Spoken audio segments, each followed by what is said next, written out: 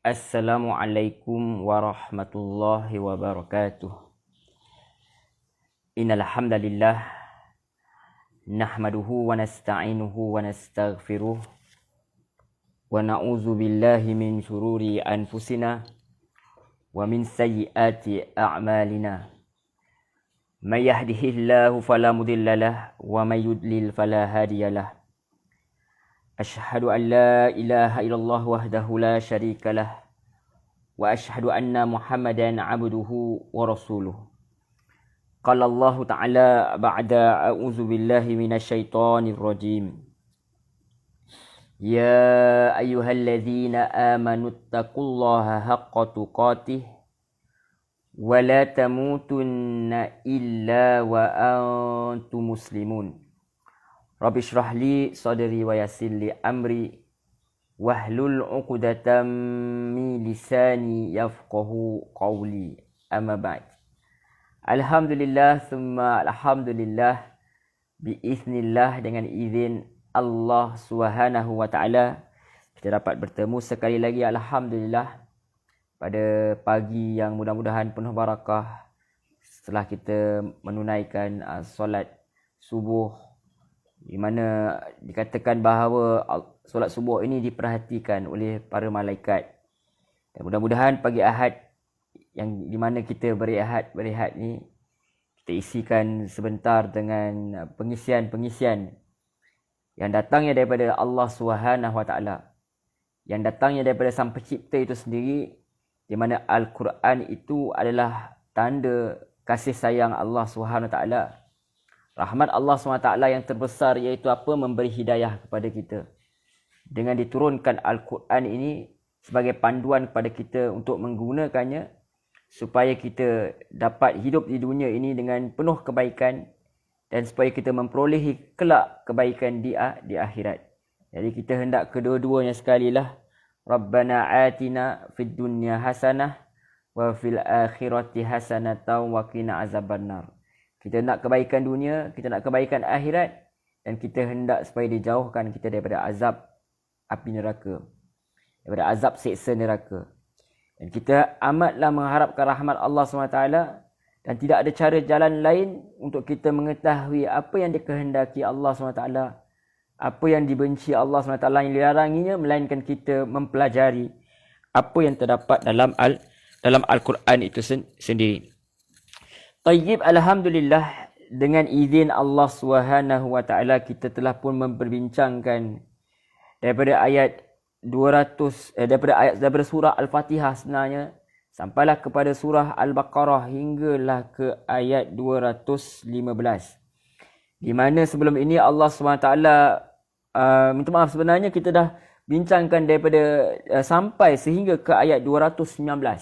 Sehingga ke ayat 219, di mana Allah sebelum ini semalam sebenarnya kita telah pun memperbincangkan berkenaan di mana ayat 216 itu berkenaan kewajiban berperang dan apa hukum berperang di bulan haram, dan juga akhirnya Allah tutup semalam perbincangan kita ditutupkan dengan ayat 219 itu berkenaan dengan hukum yang terdapat di dalam tentang berkenaan khamar, itu yang minuman yang memabukkan, dan tentang judi.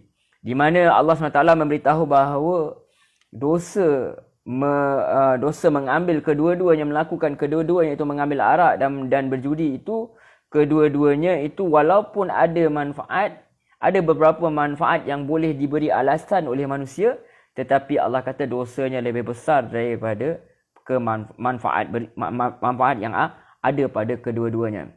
Kerana kita tak perlu ambil manfaat yang ada pada arak dan pada judi itu. Kalau kita fikirkan dengan waras, manfaat itu boleh diperolehi dengan melakukan perkara-perkara yang lain. Maka kita tidak memerlukan dua perkara ini, kerana banyak lagi manfaat yang Allah telah jadikan di muka bumi Allah SWT ni yang kita boleh ambil manfaatnya. Sebab Allah pun kata, huwallazi khalaqalakum ma fil ardi jami'a. Dia telah menjadikan semuanya di muka bumi ini untuk kalian, yakni manusia ini. Jadi kita boleh ambil perkara yang lain. Ada berapa yang Allah haramkan sebagai nak menunjukkan bahawa Allah itu Tuhan. Maka sebagai manusia kita ada had-had tertentu yang kita boleh ambil. Ada batas-batas dia. Had, hudud itu. Had, hudud itu bermakna had lah. kita ni manusia tak boleh melampaui batas. Allah SWT boleh melakukan segala apa yang dia hendak, yang dia mahu. Allah boleh lakukan, sekali lagi ya, Allah boleh lakukan apa sahaja yang dia mahu. Kalau dia nak. Allah nak perkara tersebut kun fayakun. Tetapi bukan semua yang kita hendak boleh kita perolehi, sebab nak mengekalkan status kita sebagai hamba ini, bahawa kita ini bukan Tuhan, tapi kita ni hanyalah makhluk Allah SWT yang sangat mengharapkan rahmat Allah SWT. Tayyib, alhamdulillah. Tanpa kita melengahkan masa, bidun idaatil waqti, insya-Allah kita terus sahaja memperbincangkan ayat yang seterusnya, iaitu ayat 220 dalam surah Al-Baqarah. Dilanjutkan firman Allah SWT. Kita teruskan penggambaran kita dalam Quran, insya-Allah. Sebelum itu, saya terlupa, apa khabar tuan-tuan, puan-puan, muslimin, muslimat yang dirahmati Allah SWT. Semoga berada dalam keadaan yang sihat, sejahtera, sentiasa dirahmati, dilindungi, diberkati oleh Allah SWT. Tayyib.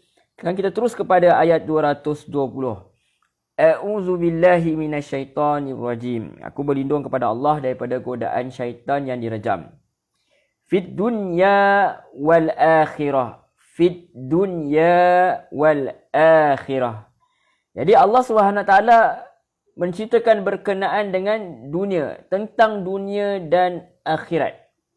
Bermakna apa sebenarnya kalau kita nak mengetahui bahawa kehidupan kita ini bukan terhadnya di dunia sahaja. Nak tak nak, semua orang sama ada dia percaya atau tidak, semua orang percaya dia akan mati. Orang yang waras tidak ada perselisihan tentang bahawa dia itu akan mati. Sebab dia lihat nenek moyangnya telah mati. Dia lihat orang di sekelilingnya mati. Dalam TV pun ada cerita, pokok mati. Kereta pun boleh mati, kereta boleh rosak, bateri pun boleh mati. Orang kata, orang panggil mati kan. Mati maksudnya tak boleh berfungsi. Jadi bab semua orang akan mati, itu tidak diperselisihkan oleh orang yang waras. Sekali lagi, dia tidak diperselisihkan oleh orang yang waras, bahawa dia tahu dia akan mati. Cuma bila dia akan mati, mungkin dia berangan-angan dia umur dia panjang. Itu sahaja.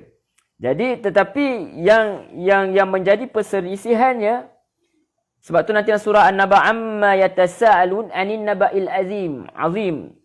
Apakah tentang apa yang mereka berselisih? Tentang hari agung, tentang kiamat itu yang mereka perselisihkan. Sebab kiamat itu nanti, apabila bumi ini telah musnah, yang nanti akan dibangkitkan kembali. Kebangkitan itulah sebenarnya yang menjadi perselisihan. Sebab soal bumi ini akan musnah pun ada dikaji oleh NASA pun. Mereka kaji bahawa matahari nanti akan musnah, apa semua akan kehilangan gas. Itu tak ada masalah. Mereka tahu bumi akan musnah. Tetapi masalah yang paling besar ialah kebangkitan setelah kemusnahan segala-gala ini. Sedangkan kalau hendak dipikirkan secara waras, sebelum ini pun dunia ini tidak ada apa-apa, bahkan dunia ini pun tidak wujud. Jadi untuk menjadikan sesuatu yang telah ada setelah dia musnah bukanlah sesuatu yang sukar. Seperti mana kereta yang rosak boleh dibaiki. Nak buat suatu kereta yang baru tu lebih sukar daripada membaiki kereta itu. Misal kata kalau kita nak membaiki rumah itu lebih mudah daripada nak bina rumah daripada awal, daripada tiangnya semuanya.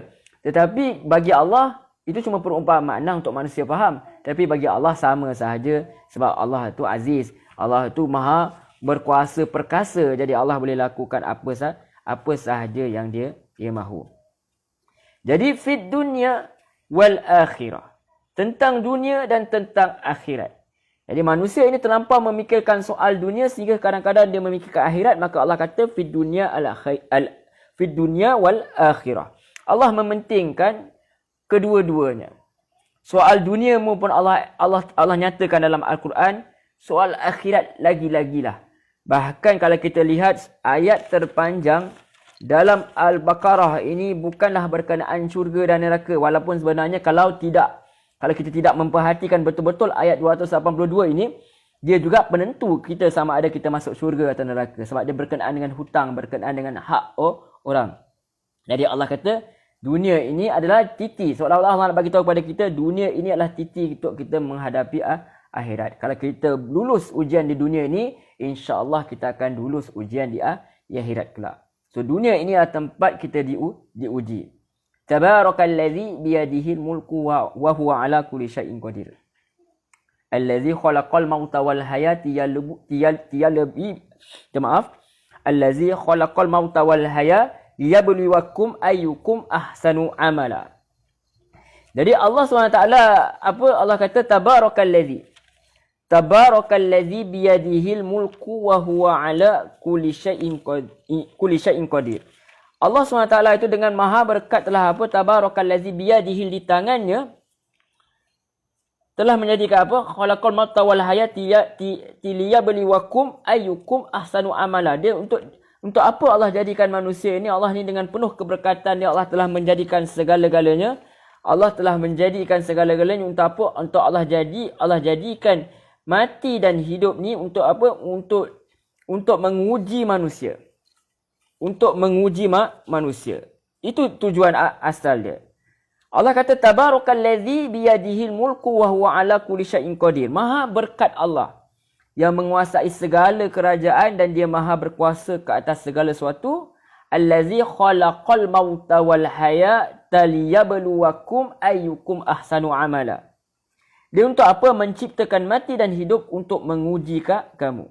Untuk lihat siapa di antara kamu yang lebih baik amalannya, dan dia maha perkasa lagi maha pengampun. Liyabluwakum. Itu dia tujuan dia. Liyabluwakum. Allah nak buat apa? Liyabluwakum, untuk menguji manusia. So dunia ini adalah tempat ujian, test, imtihan, peperiksaan kita kat mana. Lulus peperiksaan kita di dunia ni, insya-Allah luluslah kelak di akhirat. Tapi kalau kita gagal di dunia, itu tanda-tanda awal lah kita akan gagal dalam test yang seterusnya. Jadi fid dunya wal akhirah, tentang dunia, tentang akhirat. Wa yas'alunaka 'anil yatama. Ni masih lagi bersambung dengan ayat yang seterusnya, di mana Allah menceritakan orang bertanya tentang hama judi. Orang tanya tentang apa yang hendak diinfakkan, hendak disedekahkan. Dan di antara orang yang hendak diinfakkan itu adalah orang anak yatim. Terutama kalau anak yatim itu adalah datang daripada kerabat kita sendiri. Contohnya adik ke abang kakak kita ke meninggalkan anak. Jadi tak ada orang nak jaga, kita lah jaga dulu. Jadi sudah dapat ada pahala sedekah itu, dan juga ada pahala kerabat itu. Kita menjaga kerabat kita sendiri, anak saudara kita sendiri. Jangan pula anak saudara pula kita pula yang ambil kesempatan pula di atas mereka yang masih kecil tu. Jadi Allah kata wa yas'alunaka 'anil yatama. So mereka ni bertanya kepadamu tentang apa? Yatama, tentang orang anak-anak yatim. Kata Allah SWT, qul islahul lahum khair. Melaksanakan kebaikan bagi mereka adalah baik. Wa in tukhalituhum fa ikhwanukum. Apabila kamu bergaul, melakukan aktiviti family bersama-sama, makan bersama, minum bersama, pergi jalan bersama-sama, Allah kata fa ikhwanukum. Sesungguhnya mereka taklah saudara kamu. Kalaupun dia bukan daripada kerabat, dia tetap saudara. Itu saudara sama Islam, dan juga saudara sama manusia. Wallahu ya'lamul mufsida minal muslih. Dan Allah itu mengetahui siapa yang buat kerosakan dan siapa yang buat kebaikan. Ada orang dia bela anak yatim ni untuk dapat harta. Ada orang bela anak yatim ni memang betul-betul ikhlas nak jaga orang yang tidak ada tempat bergantung. Jadi Allah tahu siapa yang nak buat kebaikan, siapa yang nak buat kerosakan, siapa yang nak buat kebaikan. Wallahu a'lam kenapa Allah dahulukan kerosakan, sebab manusia ini kecenderungannya begitu kan. Ada orang memang sengaja nak bela anak yatim ni sebab dia ada kepentingan tertentu. Itu nanti akan diceritakan dalam surah An-Nisa, insya-Allah kita akan ceritakan perkara tersebut nanti. Ada orang zaman Arab Jahiliyah lagi teruk perangai dia. Dia bela anak yatim ni kerana apa? Dia ada anak yatim. Kita cerita sedikit lah, ada anak yatim ni dia perempuan misal, bukan daripada kaum kerabat dia perempuan, jadi dia boleh, orang yang menjaga tu boleh berkahwin pun kalau dia nak. Jadi dia tahan budak ni daripada menikah apa semua sebab dia nak kontrol harta. Kadang-kadang dia menikah budak tu walaupun budak tu dia tak suka pun, dia tak ada hati pun terhadap budak tu. Tapi akhirnya dia nikah juga supaya dia nak membolot harta. Itu antara yang berlaku kepada anak yatim ni. Mereka ni terbuka kepada orang-orang yang hendak manipulasi mereka, menindas mereka ini. Jadi sebab itu Islam memberi perhatian yang berat kepada anak yatim ni, sebab mereka terbuka kepada penyelewengan. Itu yang berlaku. Jadi tentang dunia akhirat mereka bertanya kepadamu Muhammad tentang anak-anak yatim, katakanlah memperbaiki keadaan mereka adalah baik, dan jika kamu bergaul bersama mereka maka mereka adalah saudara-saudaramu. Allah mengetahui orang yang melakukan kerosakan dan yang melakukan kebaikan. Wallahu ya'lamul mufsida minal muslih. Walau sya'allahu walau sya'allahu la'a'natakum. Dan kalau Allah menghendaki pasti dia akan memberi kesulitan. Innallaha azizun hakim. Sesungguhnya Allah Maha Perkasa, Maha Bijaksana. Jadi apa yang ada yang berlaku juga sebenarnya di kalangan orang-orang Islam ini, apabila mereka mendengar ayat-ayat Allah, terutamanya tentang ayat di mana dalam surah An-Nisa berkaitan dengan anak yatim, di mana nanti kita akan sampai kepada ayat ini insya-Allah. Innal ladzina ya'kuluna amwalal yatama zulman innama ya'kuluna fi butunihim nara wa sayaslawna sa'ira. Jadi sesungguhnya dalam surah An-Nisa dikatakan dalam ayat 10, sesungguhnya orang-orang yang memakan harta anak yatim secara zalim, sebenarnya mereka itu menelan api sepenuh perutnya dan mereka akan masuk ke dalam api yang menyala-nyala. Jadi apabila para sahabat mendengar perkara ini, kaum muslimin dia dengar perkara ini, so dia jadi berat. Dia jadi berat nak bela anak yatim. Dia rasa serabut, susah. Dia rasa macam seolah-olah menjaga anak yatim ni suatu perkara yang susah. Sehingga kan mereka khawatir kalau mereka beli beras, nasi untuk, misalnya kalau nasi, kalau makanan ruji orang-orang Arab ketika itu mereka beli kepada anak yatim, mereka asingkan anak yatim ni, anak yatim makan sendiri, mereka makan sendiri. Sebab takut nanti bercampur makanan mereka itu dengan makan, takut-takut telah memasukkan api neraka dalam perut mereka. Jadi mereka menjadi perkara itu sukar. Kadang-kadang duit tu dah bercampur sedikit, dah beli anak-anak yatim makanan, mereka takut nak makan. Mereka bukan semua mereka adalah orang kaya. Jadi mereka terpaksa beli makanan anak yatim ni dengan duit anak yatim ni. Jadi apabila mereka guna dengan duit anak yatim ni, mereka tak sentuh langsunglah makanan yang mereka telah belikan untuk anak yatim tu, sebab mereka takut nanti mereka telah termasuk dalam golongan orang yang memakan harta anak yatim. Jadi Allah SWT nyatakan, seolah-olah Allah nyatakan sendiri bahawa bukanlah sebegitu. Allah tahu apa niat kamu. Kalau niat kamu untuk melakukan keburukan, Allah tahu. Kalau memang niat kamu memang nak menggunakan harta anak yatim, maka Allah akan mengetahui perkara tersebut. Ada balasan kalian kelak di akhirat. Tapi kalau sekadar bercampur sedikit-sedikit kalian beli makanan anak yatim dengan duit anak yatim sebab kalian sendiri tak mampu, kalian sendiri ada tanggungan sendiri, maka kalian gunakan duit anak yatim tu, maka bolehlah kalian makan sekali dengan dia. Misal kalau kita kan dah beli nasi, dah lauk apa semua, guna duit anak yatim tu, tak ada masalah untuk kita makan sekali, asalkan nilai dia bukanlah nilai yang tinggi dan asalkan nilai dia bukanlah kita sengaja untuk menganiaya anak yatim tersebut. Tapi kalau kita memang ada duit, kita memang boleh belanja anak yatim tu, jadi pahala sedekah lah, tak ada masalah perkara tersebut. Tapi jangan orang-orang yang susah ni, ada masalah lah bercampur sedikit-sedikit makanan tu dengan anak yatim sebab sesuatu yang sukar untuk dielakkan. Dah duduk sekali kan, kadang-kadang bercampur juga harta tu. Jadi kita macam adik-beradik ni kata berlebih kurang. Kadang-kadang kan kita pergi keluar makan dengan adik-beradik, tak tahu siapa belanja, kita berlebih kurang lah dengan adik-beradik. Begitulah anak yatim ni dijadikan seperti anak sendiri, dijadikan seperti adik-beradik sendiri, dijadikan seperti saudara sendiri, sebab hakikatnya umat Islam itu adalah bersaudara. Sebab tu Allah kata, dan jika Allah menghendaki, nescaya dia hadirkan kesusahan kepadamu. Kalau Allah betul-betul nak detail, Allah ni boleh hisap kan dengan detail kan. Tetapi Allah ini Maha Pemurah, Maha Penyayang. So Allah bagi chance, Allah kata tak apalah, yang sedikit-sedikit tu dimaafkan, asalkan dalam hati kamu itu bukan niat untuk memakan harta anak yatim. Sesungguhnya kata Allah, Allah tu Maha Perkasa, innallaha azizun hakim. Ingat walaupun Allah itu ingatlah bahawa walaupun Allah itu Maha Pemurah, Maha Penyayang, tapi Allah juga Maha Perkasa dan Allah itu Maha Bijaksana. Dan keperkasaan Allah SWT itu tidak menutup akal dia. Ada orang diharapkan masa sahaja, otot sahaja, tapi akal tak ada.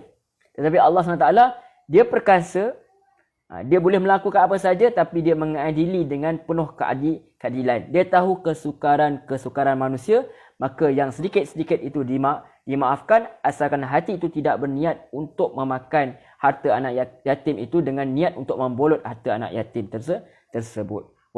Wallahu a'lam. Itu dia. Jadi sebenarnya Allah SWT nak menunjuk bahawa Allah sentiasa macam setelah mana kita bincangkan sebelum ni, kalau tuan-tuan lihat pada video-video sebelum ni, kita dah bincangkan bahawa kalau dalam surah Al-Baqarah ni, terutama bila Allah cerita pasal hukum hakam, mesti ada uzah, mesti ada keringanan. Sebab Allah tahu manusia ini lemah, manusia ini penuh dengan kelemahan. Jadi Allah tahu, Allah tak nak memberatkan manusia ini dengan hukum hakam dia. Hukum hakam ini datang, jadi kita kena pasak dalam diri kita bahawa hukum hakam Allah datang untuk kebaikan manusia sejagat, untuk memelihara nyawa, harta, maruah. Tetapi bukan sampai hendak menyusahkan manusia, sampai ke tahap manusia tak rasa bahawa semua hukum hakam Allah ni menyusahkan. Jadi kalau terlampau susah, maka tak ada siapa nak jaga anak yatim. So anak yatim akan lebih mudah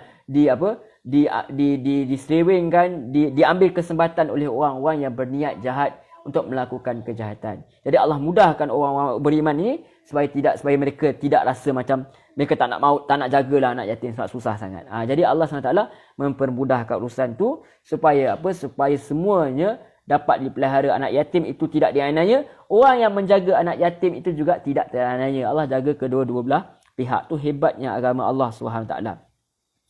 Jadi sesungguhnya Allah Maha Berkuasa, yang ini perkasa, yang ini dia memiliki kekuatan yang sempurna. Dia boleh paksa orang melakukan segala-galanya. Dia boleh paksa orang untuk jaga betul-betul. Jangan makan langsung harta anak yatim. Walaupun satu sen orang kata. Tetapi Allah tu bijaksana. Allah takkan buat sesuatu yang di luar kemampuan manusia. Itu nanti dalam penghujung ayat surah Al-Baqarah nanti, akhir-akhir nanti akan diceritakan bahawa tentang perkara bahawa setiap apa yang telah disyariatkan kepada kita itu, kita sebenarnya mampu nak buat. Yang itu sebenarnya. Wallahu a'lam. Jadi setelah cerita berkenaan dengan anak yatim, sebab dia ada kena mengena dengan infak harta itu semua. Ada orang infakkan harta, gunakan harta dia atas perkara yang haram, bazirkan kepada arak, bazirkan kepada judi. Jadi kalian banyak duit, macam kita bincangkan semalam, kalian banyak duit, jangan kalian bazirkan, bagi sedekah kepada anak yatim, bela anak yatim jika mampu apa semua. Sebab apa? Sebab itu mendatangkan pahala dan itu mendatangkan kebaikan untuk manusia supaya hidup harmoni. Sebab manusia itu hakikatnya adalah makhluk sosial. Makhluk sosial ni maksudnya dia kena berinteraksi. Kalau kita pincang satu masyarakat, maka akan berlaku kepincangan kepada masyarakat yang lain. Kalau tak dijaga anak yatim ni, mereka akan besar jadi orang jahat, mereka akan jadi perompak, mereka akan jadi penagih dadah, pengedar dadah. Akhirnya apa? Akhirnya masyarakat akan rosak secara keseluruhannya. Lihat, ini Allah didik. Allah nak di Mekah ni, di Madinah ni, minta maaf, syariat telah mula disebarkan luas. Tentang perang, apa semua berkaitan dengan negara, siasah, semua telah dicerita dalam di Madinah ini. Sebab Nabi telah menjadi ketua negara ketika itu. Jadi kalau setiap sesuatu itu, masyarakat itu bermula dari mana, tuan-tuan, puan-puan, muslimin, muslimat yang dirahmati Allah? Masyarakat itu bermula dari rumah. Jadi kalau nak didik itu, didik awal itu, orang Melayu kata apa, melentur buluh biarlah daripada rebung dia. Daripada rumah lah lagi. Jadi dipelihara semua itu. Diceritakan berkenaan apa yang ada dalam rumah anak yatim dan sebagainya. Dan ayat 226 diceritakan berkenaan dengan hubungan suami isteri itu sendiri. Sebab kalau wanita itu tidak dijaga, sebab wanita tu yang nanti yang ada kemahiran untuk menjaga anak-anak, untuk mendidik anak-anak, termasuk suami juga. Jadi kalau itu pincang, kalau keluarga pincang, maka akan melahirkan masyarakat-masyarakat yang pincang. Masyarakat-masyarakat yang tidak dapat berdiri dengan lurus. Sebab keluarganya musnah. Bagaimana mungkin untuk kita melahirkan satu pemimpin yang hebat, andainya ibu itu sendiri tidak terjaga emosinya, tidak terjaga fizikalnya, tidak terjaga hak zahir dan batinnya. Jadi Allah SWT mengetahui perkara tersebut. Jadi Allah nak bagi tahu bahawa berkenaan dengan perkara ini, Allah nak bagi tahu tentang apa? Tentang yang berkaitan bagaimana untuk melahirkan, untuk menjadikan manusia itu orang yang elok, maka dia bermula daripada rumah. Dan kita akan lihat perkara tersebut nanti akan diceritakan berkenaan dengan berkaitan dengan hubungan suami isteri itu bila boleh diperlakukan, bila tidak boleh. Maka dia akan diceritakan nanti dalam ayat 222. Tetapi dia bermula nak mencipta masyarakat itu, dia bermula dengan apa masyarakat yang baik? Dia bermula dengan pemilihan calon isteri dan calon suami itu sendiri. Calon yang bagaimanakah yang hendak dipilih lah? Adakah hendak dilihat wajahnya, kecantikan dia? Adakah hendak dilihat kepada hartanya? Adakah hendak dilihat keturunannya? Sebab manusia itu dia dia kahwini wanita, kata Nabi SAW, lebih kurang maksud dia kahwin sebab rupa, sebab harta, sebab keturunan. Tetapi apa Nabi kata? Nabi kata yang lebih terbaik ialah apa yang melihat kepada agama. Dan itu selari dengan apa yang ada dalam ayat 221 ini. Di mana Allah Subhanahu Wa Taala berfirman,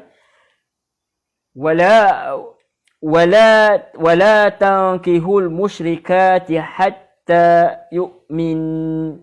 Kata Allah SWT, dan janganlah kamu nikahi perempuan musyrik sebelum mereka beriman. Sekali lagi, wala tankihul musyrikati hatta yu'min. Jangan kamu nikahi perempuan musyrik sebelum mereka beriman. Jadi di sini ada satu larangan keras untuk apa? Bahkan hukumnya berdosa, haramlah seorang itu mengahwini orang yang bukan Islam. Nak kahwin mereka boleh dengan syarat mereka itu memeluk agama Islam terlebih dahulu. Iaitu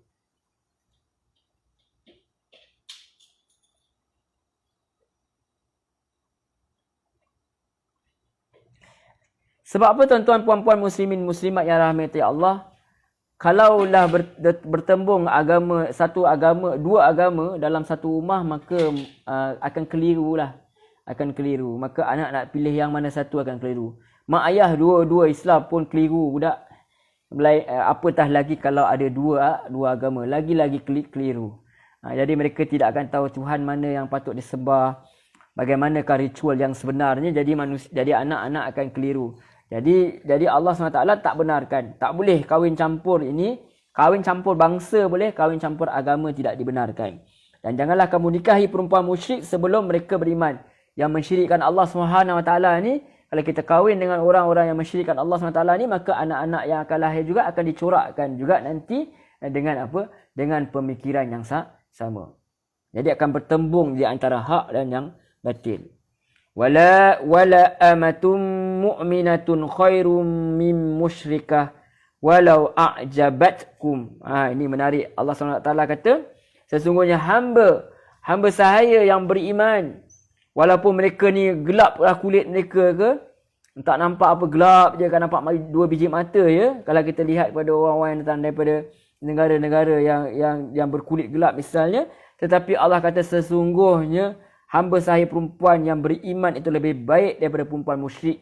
Walaupun perempuan musyrik itu menyebabkan kalian kagum kepada mereka. So, menariklah. Di sini Allah guna perkataan mereka, walau a'jabatkum, walaupun kamu rasa macam ajib, kamu rasa macam wow, menarik perhatian. Tetapi Allah kata perempuan yang hamba sahaya itu, walaupun warna kulit dia tidak menarik hati kalian, walaupun kalian melihat mereka tidak menarik hati kalian, tapi itu lebih baik daripada kalian menikahi perempuan musyrik yang cantik, perempuan musyrik yang kaya, yang hebat keturunannya. Itu sebenarnya. Jadi wala tankihul musyrikina hatta yu'minu. Dan pengharaman itu bukanlah mutlak. Pengharaman itu adalah pengharaman yang sementara. Allah kata janganlah kalian kahwini perempuan musyrik itu sampailah mereka beriman. Yakni kalau mereka itu beriman maka boleh dikahwini. So zaman sekarang kalau orang itu berkahwin, dia masuk Islam kerana hendak berkahwin, tidak ada masalah sebab didikan itu perlu dilakukan oleh suaminya itu secara berterusan. Bila mereka telah masuk Islam, maka mereka itu akan di bawah jagaan suami itu, maka suami itulah yang bertanggungjawab untuk mendidik, memberi nafkah zahir dan batin dan memberi pengetahuan agama itu secukupnya. Wala abdun mu'minun khairum min musyrik. Dan hamba lelaki yang beriman itu lebih baik daripada lelaki musyrik. Begitu juga kepada wanita, kalau nak kahwin, janganlah pilih kepada orang-orang yang kafir itu, tetapi kahwinilah orang-orang Islam, orang-orang mukmin yang boleh mendidik kalian, boleh menjaga agama kalian, boleh menjadi imam kalian. Sebab apa? Walaupun mereka itu adalah hamba sekalipun. Walau a'jabakum, walaupun ia menarik perhatian kamu. Jadi soal menarik perhatian ni, sebab tu dalam Quran Allah cerita pasal tunduk. Orang selalu salah faham, orang ingat tunduk pandangan ni untuk lelaki saja. Padahal dalam Quran nak kata tundukkan mata ni, tundukkan pandangan ni untuk lelaki dan perempuan. Sebab apa? Kedua-duanya memiliki perasaan, kedua-duanya memiliki nafsu syahwat. Jadi Allah kata sini, Walaupun untuk orang perempuan juga sama juga, kahwini lelaki hamba yang beriman itu lebih baik daripada kahwini lelaki musyrik, walaupun lelaki musyrik itu menarik perhatian kamu. Kita lihatlah budak-budak zaman sekarang daripada zaman saya lagi. Bila dia tengok orang lelaki misalnya yang bukan Islam apa semua, dia punya seronok tu, handsome lah apa semua kan, dengan artis K-pop lah apa semua. Dia punya hilang rasa malu tu. Habis Allah nak bagi tahu sini, hamba yang apa, tu iklan saya tuan-tuan. Jadi hamba yang tidak menarik perhatian ini, hamba tidak menarik perhatian ini walaupun kulit mereka gelap ke apa semua, itulah lebih baik daripada lelaki musyrik yang menarik perhatian kamu, sebab mereka itu adalah orang yang telah mensyirikkan Allah SWT. Allah tak pandang apa yang ada dalam fizikal sabuk kamu, sebab fizikal itu Allah yang jadikan, tetapi Allah pandang apa yang ada dalam hati kamu. Keimanan, takwa itu yang Allah perhatikan. Ulaika yad'una ilan nar. Mereka orang-orang musyrik itu ada menyeru kepada api neraka. Wallahu yad'u ilal jannati wal maghfirati biiznih. Dan Allah dia menyeru kepada syurga dan memberi keampunan dengan izin kehendaknya. Kalau kita lihat bagaimana kalau kita lihat orang-orang di luar negara, misalnya kita lihat ada orang-orang Hindustan, artis-artis Hindustan sendiri, mereka mengaku Islam tapi mereka kahwin dengan isteri-isteri mereka yang bukan Islam. Jadi kita lihat lakonan-lakonan mereka juga bercampur-campur antara Islam dengan ajaran penyembah berhala tu. Jadi kita nampak serabutnya apa yang mereka lakukan. So Allah kata sebab apa mereka ini orang-orang yang menyembah selain daripada Allah ini, mereka menyeru kepada neraka, kata Allah. Wallahu yad'u ilal jannah, sedangkan Allah itu menyeru kepada syurga, wal maghfirati biiznih, dan Allah memberi keampunan dengan izinnya. Wa yubayyinu ayatihi linnas, dan dia menerangkan ayat-ayatnya kepada manusia, la'allahum yatazakkarun, supaya mereka dapat mengambil pelajaran.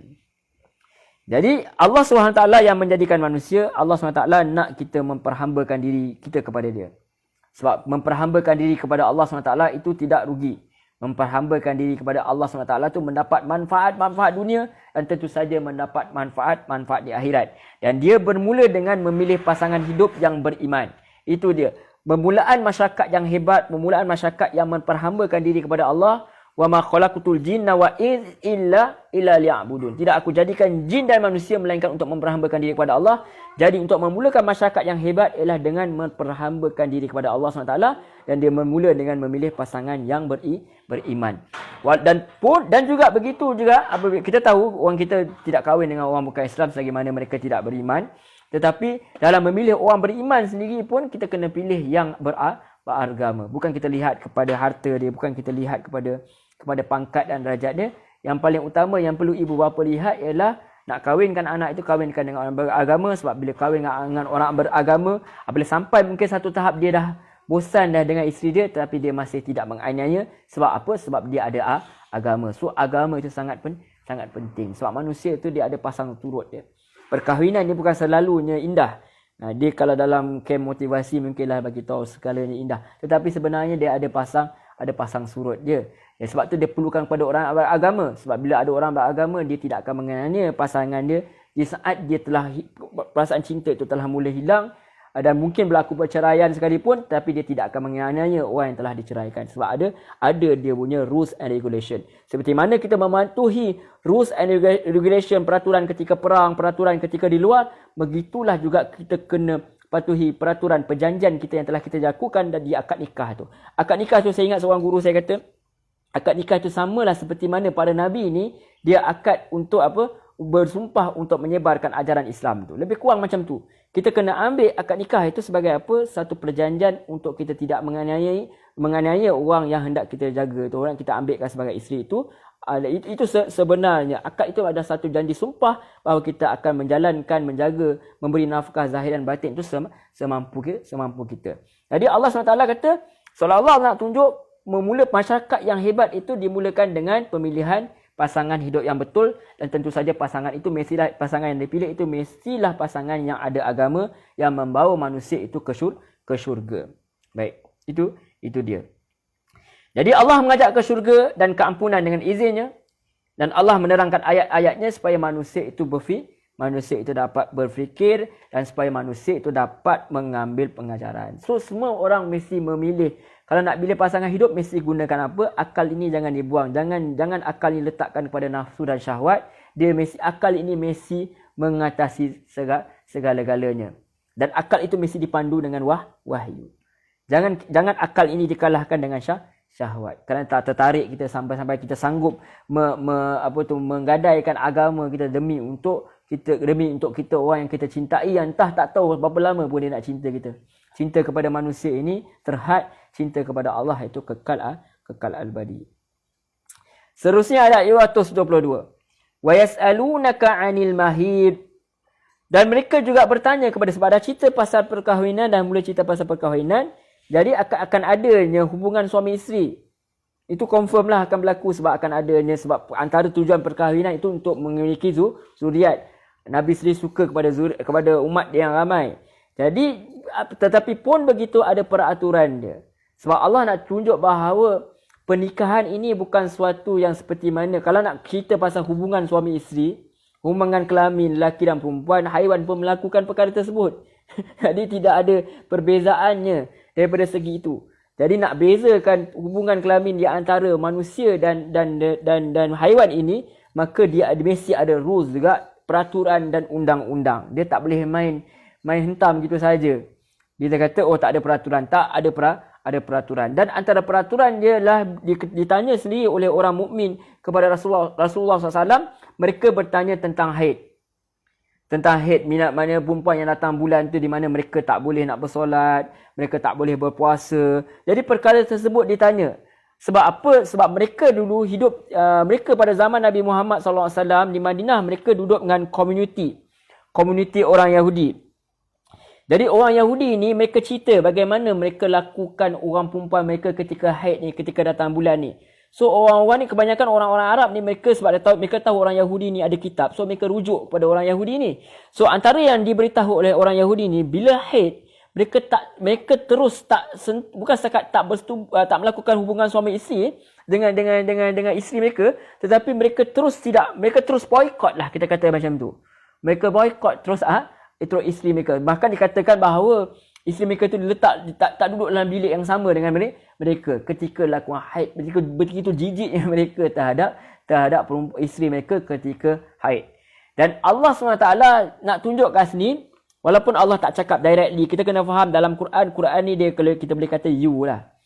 Dia bukan 18XX ke, bukan.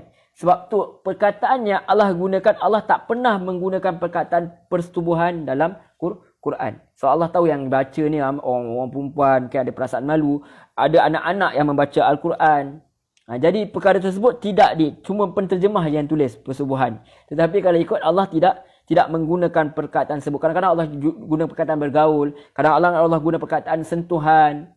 Yang itu. Sebab disentuh semua. Sebab itu Allah SWT menjaga betul perkataan elok. Sebab itu melambangkan Tuhan itu berkata dengan kata-kata yang baik. Kalau Tuhan itu berkata dengan kata-kata yang baik, tidak lucah, kenapa penceramah ada yang menyebarkan ajaran penceramah, apa yang hendak disampaikan itu dengan penuh, kadang-kadang kita jijik mendengar. Malu kita mendengar sebab ada ibu-ibu, ada anak-anak, yang kita pun tertawa, gelak ketawa. Padahal yang datang tu ada anak-anak, cerita benda lucah kat dalam masjid. Cerita dalam benda lucah dalam masjid yang suci. Dalam masjid yang sepatutnya kita bercerita berkenaan dengan mengingati Allah SWT, dicemarkan dengan cerita-cerita lucah. Cerita-cerita double meaning. Cukuplah kita tengok drama-drama komedi Melayu yang ada double meaning. Kita tidak memerlukan perkara ini di masjid-masjid dan di surau-surau. Maaf cakap, kata-kata ini bukanlah untuk menjatuhkan siapa, tapi ini adalah sebagai teguran buat diri sendiri juga, supaya agama ini disucikan daripada perkara-perkara yang kotor. Sedangkan Tuhan sendiri yang boleh melakukan apa saja yang dia kehendaki, tetapi dia tidak mengkehendaki untuk berkata dengan kata-kata yang lucah dan buruk. Jadi dia gunakan dalam Quran, tak pernah Allah menggunakan perkataan persetubuhan, walaupun perkataan persetubuhan bukanlah buruk pun. Tetapi yang itu pun Allah jaga, apatah lagi mengatakan perkataan-perkataan yang lucah. Jadi dan mereka bertanya kepadamu tentang haid, katakanlah itulah sesuatu yang kotor. Okey. Wa yas'alunaka 'anil mahid. Mereka bertanya kepada Muhammad tentang haid. Qul huwa adza. Katakanlah dia kotor. Allah tak kata najis, Allah kata kotor. Itu dia. Najis ada perkataan dalam bahasa Arab najis, najisun. Tetapi Allah tak guna perkataan najis. Allah kata adza. Itu adalah satu perkara yang kotor. Bahkan dalam walaupun saintis barat ni dia memang pelik sikit. Dia tak katalah mutlak tak boleh melakukan hubungan suami isteri ni ketika haid dari segi perubatan. Tetapi akhirnya mereka akui juga bahawa dia membuka ruang untuk terkena mengadakan hubungan kelamin suami isteri ni ketika haid. Dia membuka lebih ruang untuk terkena penyakit kelamin tu. Sebab darah haid itu sendiri kotor. Jadi itu membuktikan bahawa Islam itu sendiri ada sebab kenapa. Reason kenapa Allah SWT tak bagi perkara tersebut. Dan juga banyaklah lagi hikmah-hikmah lain kalau kita nak fikirkan, nak bagi masa untuk isteri berehat, duk melayan suami saja. Ada masa dia pula ada nak fikir hadir sendiri ke apa kan. Jadi itu antaranya jugalah kalau kita nak tadabbur dengan lebih dalam lagi. Jadi kul huwa adza. Tapi katakanlah dia itu kotoran. Fa'tazilun nisaa fil mahid. Jadi maka jauhilah oleh kamu wanita-wanita itu di dalam masa haid. Macam mana kita nak tahu bahawa yang Allah cakap ini berkenaan dengan jangan melakukan hubungan suami isteri, sedangkan Allah kata jauhkan? Kita lihat pada ayat selepas itu. Itu cara ulama lihat, dan tentu saja ada hadis-hadis Nabi sekali. Nabi ada hadis Nabi sendiri di mana Nabi sendiri mencubui, cium kepada isteri dia walaupun bermesra dengan isteri dia. Walaupun ketika haid, cuma yang Nabi tak lakukan ialah Nabi tidak melakukan hubungan suami isteri. So Nabi adalah kita punya tafsiran kepada Al-Quran itu sendiri. Jadi ulama lihat bahawa menjauhkan ini bukan menjauhkan seperti mana Yahudi ni dia jauhkan terus. Tak, sebab Allah kata selepas tu wala taqrabuhunna hatta yatahur. Janganlah kamu mendekati mereka sehingga mereka suci. Dekati macam mana? Sebab macam mana kita katakan tadi, Allah tak pernah guna perkataan hubungan suami isteri, Allah tak pernah guna perkataan setubuh tu. Sebab kita lihat selepas tu Allah kata fa idza tatahharna fa'tuhunna min haitsu amarakumullah innallaha yuhibbut tawwabi wa yuhibbul mutatahhirin. Kemudian Allah kata setelah mereka suci, maka datangilah mereka dari sebagaimana yang kamu daripada sebagaimana yang Allah perintahkan. Innallaha yuhibbul tawwabin. Allah itu suka pada orang yang tawabin, yang bertaubat. Yuhibbut tawabin wa yuhibbul mutatahhirin. Dan Allah suka kepada orang-orang yang menyucikan diri. Di sini pun kita masih terfikir lagi. Oh, adakah terus orang perempuan itu terus, isteri itu terus dijauhkan? Nanti habis haid baru boleh datangi. Dijelaskan dalam ayat yang berikutnya. Allah kata nisa'ukum harsul lakum. Yang itu baru kita jelas. Oh, yang Allah maksudkan jauhkan itu bukan jauhkan terus. Bukan tak boleh tak jumpa dah, lambai dia jauh ataupun main chat dekat dalam internet saja, duduk bilik lain-lain. Bukan begitu. So Allah kata selepas itu nisa'ukum harsul lakum. Isteri-isteri kamu adalah ladang bagi kamu. Bermakna sebenarnya bahawa yang Allah maksudkan jauhi itu jauhi daripada melakukan persetubuhan. Jauhi daripada melakukan hubungan suami isteri. Sebab nak menunjukkan bahawa isteri itu sendiri bukanlah hak mutlak manusia itu, lelaki itu. Itu semua Allah nak tunjuk. Dia mesti ada masa-masa dan ketika dia. Nak menunjukkan bahawa Islam ini bukan nak menjadikan perempuan itu sebagai yang kata tempat memuaskan nafsu sesuka hati sahaja. Macam tu saja. Humble sex begitu, minta maaf cakap. Tidak. Islam tidak menjadikan perempuan itu sebagai simbol seks. Tidak. Tidak seperti mana dilakukan barat, macam cerita mereka pun boleh tunjuk macam seolah-olah tidak macam haiwan begitu. Tetapi Islam menjaga manusia itu, menunjukkan bahawa perempuan itu dijaga betul dengan oleh agama Islam yang Allah jaga betul, sehingga kan ada ketika yang suami itu sendiri tidak boleh menyentuhi isteri dia, tidak boleh melakukan hubungan suami isteri. Dan juga kalau boleh pun, waktu dia suci pun bukan semua tempat dia boleh kuasai, bukan semua tempat dia boleh bercucuk tanam. Sebab Allah kata apa? Mereka itu hasul lakum, mereka itu tempat bercucuk tanam. Dan bila tempat bercucuk tanam, kita faham bahawa ini sebagai kita kias, kena baca Quran ni kena cerdik lah. Sebab orang baca Quran ni dia tak boleh lihat satu kita tak faham. Kenapa? Kalau orientalis misal, kalau orang-orang liberal misal, orang-orang yang memang sengaja nak menimbulkan kekeliruan, dia akan kata, tengok Islam kata lakukanlah apa kat isteri, apa kau nak buat, itu kan ladang.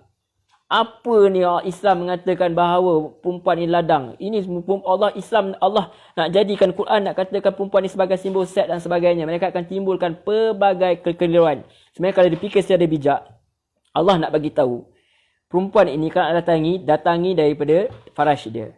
Bukan daripada belakang, bukan daripada dubur dia. Itu Allah nak bagi tahu, jangan jadi macam haiwan. Jangan kalian buat isteri kalian macam haiwan. Itu sebenarnya kena fikir. Allah tak guna bahasa direct. Kita je kena direct sebab manusia tak faham. Allah guna bahasa kiasan sebab Allah nak jaga nilai Quran tu jangan jadi cerita lucah. Kena faham tu. Jadi Allah nak bagi tahu suami isteri ni kalau nak melakukan hubungan, lakukan pada saluran yang betul. Lakukan pada farashnya, bukan pada duburnya. Itu Allah bagi. Jangan jadi seperti haiwan. Sebab kalau orang minta maaf, kalau orang barat ke apa semua, mereka tak kisah. Mana-mana pun tak kisah. Sedangkan kalau kita ikutkan, walaupun kita kata haiwan sekalipun, mereka juga tidak melakukan melalui saluran dubur itu. Walaupun daripada belakang begitu, tapi yang Allah kata bukan kisah depan atau belakang, yang penting ialah jangan didatangi melalui dubur dia. So Allah kata kalau nak datangi, buat seperti mana kalian tu bercucuk tanam. Kalian bercucuk tanam tu apa tujuannya? Untuk menghasilkan tumbuh-tumbuhan, biji benih, buah-buahan dan sebagainya. Maka itulah antara tujuan perkahwinan, ialah untuk mendapat zuriat itu sendiri. Itu antaranya. Jadi Islam itu boleh disalahfahamkan jika kita baca dengan niat untuk mencari keburukan, mencari kelemahan. Tapi kalau kita baca dengan niat yang jernih, kita akan nampak bahawa bahasa yang Allah pilih sangatlah tinggi, sangatlah bersopan santun, penuh adab. Dan kalaulah Allah itu Tuhan yang boleh melakukan apa saja itu beradab, sangat pelik apabila kita sendiri sebagai penceramah, terutama saya mengingatkan diri saya sendiri, kita cakap dengan perkataan yang lucah sehingga tidak memikirkan perasaan malu antara adanya ibu, adanya anak-anak gadis, adanya anak-anak kecil. Kita hilang rasa itu. Kita buang rasa malu tu. Sedangkan malu itu, kata Nabi, mengukuhkan iman. Itu sendiri menunjukkan iman kita. Kita biarkan lidah yang tidak bertulang ini bercakap dengan apa saja yang kita mahu. Itu teguran sebenarnya untuk diri saya sendiri, supaya kita memperbaiki agama ini, supaya orang tak rasa jijik dengan agama ini. Supaya orang tidak menjauhkan diri daripada agama Islam itu sendiri. Sedangkan yang salah bukan salah agama, yang salah adalah yang menyampaikan agama itu sendiri. Fa'tu harthakum anna syi'tum. Datanglah ladang kamu itu sebagaimana kamu inginkan. Suami isteri nak melakukan hubungan suami isteri itu dengan semahunya, itu pandai-pandailah orang kata. Tetapi jangan sampai melampaui batas. Jangan datangi ketika haid, jangan datang kepada tempat yang tak sepatutnya, di saluran yang tak sepatutnya, melalui dubur. Jangan datangkan macam itu. Sebab apa? Islam nak jaga wanita itu sendiri adalah sebagai manusia insan. Dia manusia, bukan untuk diperlakukan sesuka hati, tetapi diperlakukan dengan cara yang baik. Adakah orang pergi kebun, dia musnahkan kebun dia sendiri? Tak ada. So Allah andaikan kebun itu sebagai sesuatu yang disayangi, seperti mana kalian menjaga kebun itu dengan baik untuk bercucuk tanam dan sebagainya, begitulah juga kalian jagalah isteri-isteri kalian itu dengan baik. Seperti mana kalian jaga ladang-ladang kalian, kebun-kebun kalian yang kalian jaga tu, kalian jaga untuk pokok kalian kahwinkan pokok tu dengan pokok benih yang baik supaya melahirkan buah-buah yang baik. Begitulah juga isteri itu perlu dijaga dengan baik, seperti mana kalian bercucuk tanam itu, sebab tujuan asalnya untuk memerolehi zuriat yang baik itu, supaya dapat dikembangkan Islam itu dengan zuriat yang baik, yang didik dengan baik. Wallahu a'lam. Kemudian Allah kata apa? Wa qaddimu li anfusakum. Wa qaddimu li anfusikum. Dan laksanakanlah untuk diri kamu, wattaqullah, dan bertakwalah kamu, wa'lamu, dan ketahuilah annakum mulaqu, bahawa kamu yang akan menemuinya, wa basyiril mu'minin, dan sesungguhnya berilah khabar gembira kepada Allah.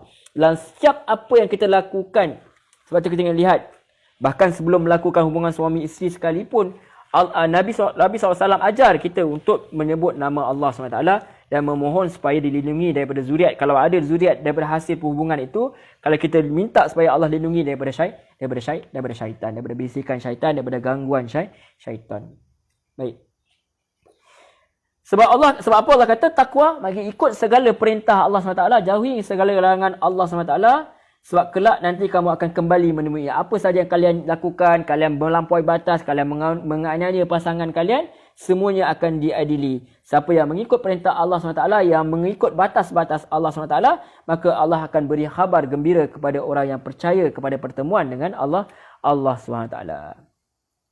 Sebab tu kalau kita tengok Syekh As-Sadi rahimahullah, kita lihat kepada tafsir daripada Syekh As-Sadi rahimahullah, dia kata, berkenaan isteri kamu adalah tanah tempat bercocok tanam, maka datanglah tanah tempat bercocok tanam itu bagaimana saja kamu kendaki, yakni dari depan atau dari belakang, yang jelas tak dilakukan kecuali pada kubur sahaja, bukan dubur. Kerana bahagian itulah tempatnya bercocok tanam dan bahagian itulah menjadi tempat keluarnya anak menurut Syekh As-Sadi rahimahullah. Ayat ini juga merupakan dalil atas haramnya melakukan hubungan pada dubur kerana Allah tidak membolehkan mencampuri wanita kecuali pada bahagian yang menjadi tempat untuk persetubuhan, dan terdapat banyak hadis-hadis yang diriwayatkan daripada Nabi tentang haramnya perkara tersebut dan beliau melaknat berlakunya sebagaimana yang diriwayatkan oleh Musnad Imam Ahmad, Sunan Abu Daud dan juga An-Nasa'i sendiri, buku Isyarah An-Nisa milik An-Nasa'i, dan juga dilihat pada tafsir Ibnu Katsir tentang ayat ini menurut Syekh As-Sadi rahimahullah taala. Dan kata Syekh As-Sadi lagi, wa qadimu li anfusikum, dia kata, kerjakanlah amal yang baik untuk dirimu, bermaksud mendekatkan diri kepada Allah dengan mengerjakan kebajikan yang di antaranya adalah kebajikan tersebut adalah melakukan hubungan suami isteri dengan isterinya, dengan pasangannya. Itu sebenarnya. Sebab apa? Nabi sendiri pernah ditanya, Nabi kata orang yang melakukan hubungan suami isteri mereka dapat pahala sedekah. Sahabat pelik. Atas perkara yang memberi keseronokan kepada manusia itu sendiri dapat pahala. Macam mana perkara tersebut? Kalau perkara yang susah, kita tahulah, pergi haji semua kena keluarkan duit dan sebagainya. Tetapi ini perkara yang disukai oleh manusia pun dapat pahala sedekah. Macam mana boleh dapat macam tu? Nabi kata, apa kata kamu? Lebih kuranglah maksud hadis, kalaulah perkara tersebut, yang hubungan suami isteri itu dilakukan pada perkara yang bukan halal bagi kamu. Maksudnya atas perkara yang haram, melakukan zina. Bukankah itu suatu perkara yang besar? Jadi menjauhi perkara yang haram itu dengan pergi kepada perkara yang halal juga mendapat pahala yang besar. Wallahu a'lam. Baik. So Allah kata takwa pada Allah, Allah akan beri khabar gembira kepada orang yang beriman. Ini menunjukkan bahawa, ayat ini menunjukkan bahawa cintanya kepada Allah kepada kaum mukminin itu, Allah bagi apa yang mereka buat sebagai manusia. Dalam Islam tidak ada kerahiban, dalam Islam tidak memandang jijik kepada perkahwinan. Ada agama yang memang tak bagi, yang memang menganggap perkahwinan ini menyebabkan jauhnya daripada Tuhan. Sedangkan kalau betul caranya, perkahwinan itu sendiri akan membawa kita dekat kepada Allah Subhanahu Wa Taala. Apa sahaja yang kita ada sebenarnya prasarana untuk mendekatkan diri kepada Allah Subhanahu Wa Taala jika betul caranya. Ayat 224 terakhir secara ringkas-ringkas nak kita bincangkan. وَلَا تَجْعَلُوا اللَّهُ عُرْضَةً لِأَيْمَانِكُمْ أَن تَبَرُّوا وَتَتَّقُوا وَتُصْلِحُوا بَيْنَ النَّاسِ وَاللَّهُ سَمِيعٌ عَلِيمٌ. Kemudian Allah kata, dan janganlah kamu jadikan yakni Allah, nama Allah dalam sumpahmu sebagai penghalang untuk melakukan kebaikan, bertakwa dan mencipta kedamaian di antara manusia. Allah Maha mendengar lagi Maha mengetahui. Ada perangai orang Arab lah tu utamanya. Saya tak pasti orang kita. Tapi orang Arab ni apabila dia ada masalah dengan sesuatu ke, misalnya dia dengan anak yatim ke, dengan isteri ke, dia sumpah. Dia tak nak dah pelihara isteri dia. Dia tak nak dah melakukan hubungan dengan isteri dia. Misalnya akan diceritakan dalam ayat yang berikutnya nanti. Misalnya ayat 226, di mana ada yang mereka dia bersumpah tak nak melakukan hubungan suami isteri dengan isteri dia sebab mereka marah kat isteri dia atau sebagainya. Dan ada juga yang cakap, demi Allah saya tidak akan membantu anak yatim. Maka Allah kata, jangan kamu jadikan sumpah-sumpah kamu itu untuk menghalang untuk melakukan kebaikan, bertakwa dan mencipta kedamaian di antara manusia. Allah Maha mendengar lagi Maha mengetahui. Kadang-kadang berlaku macam kita bersumpah macam sebab kita nak ambil hati manusia, kata aku sumpah tak nak makan ni dah.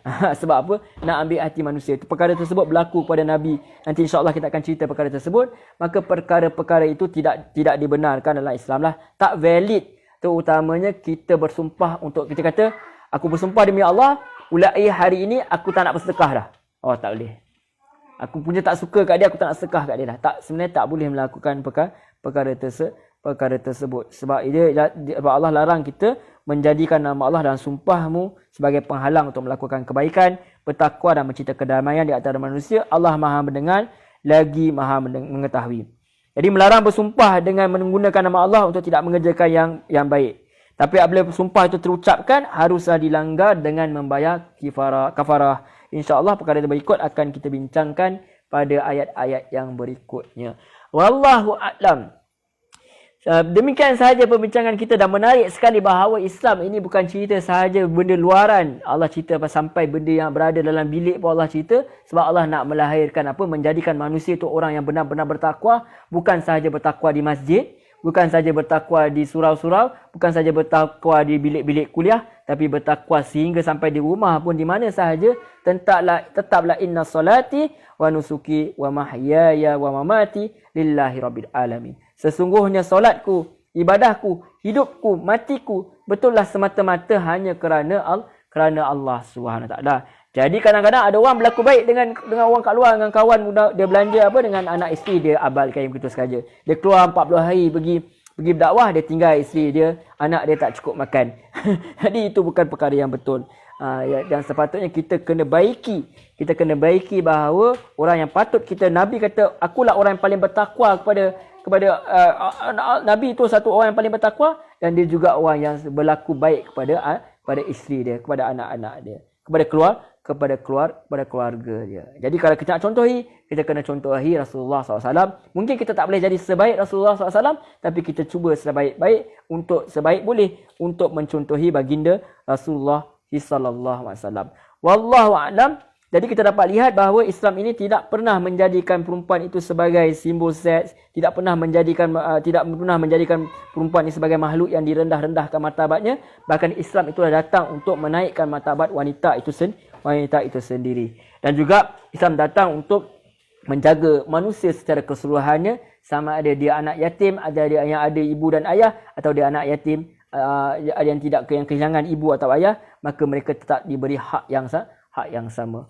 Wallahu a'lam. Begitulah kita dapat lihat bahawa di Madinah ni Nabi SAW telah diajar oleh Allah SWT untuk apa? Untuk mendatangkan syariat, untuk menegakkan undang-undang peraturan mengikut seperti mana yang Allah SWT kehendaki, bukan mengikut seperti mana yang manusia mahu. Sebab kalau manusia itu mengikuti syahwat diri dia semata-mata, maka akan habislah, hancurlah diri dia. Sebab akan menyebabkan manusia itu rosak. Sebab tu Nabi tu ajak, ya hayyu ya qayyum bi rahmatika astaghis aslih li sya'ni kullahu wa la takilni ila nafsi tawfatu ain.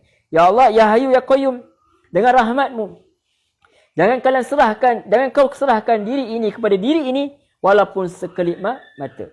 Iaitu kalau kita corakkan dunia ini dengan seperti mana yang kita mahu, maka kita akan lihat kehancuran kepada dunia ni perlahan demi perlahan. Akhirnya dia akan kiamat sebelum kiamat.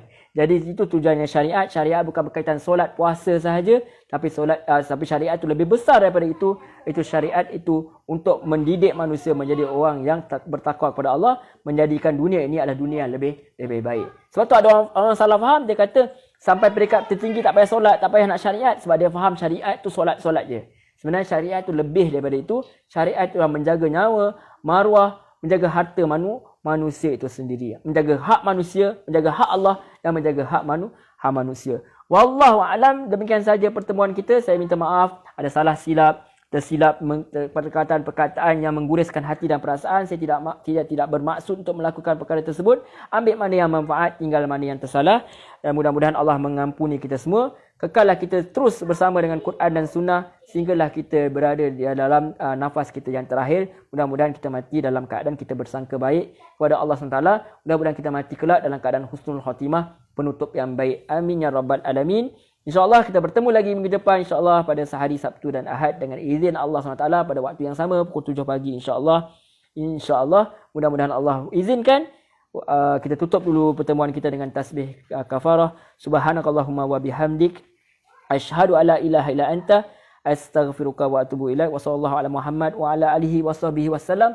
Walhamdulillahirabbil alamin. Wassalamualaikum warahmatullahi wabarakatuh. Terima kasih banyak-banyak tuan-tuan, puan-puan muslimin muslimat yang dirahmati Allah.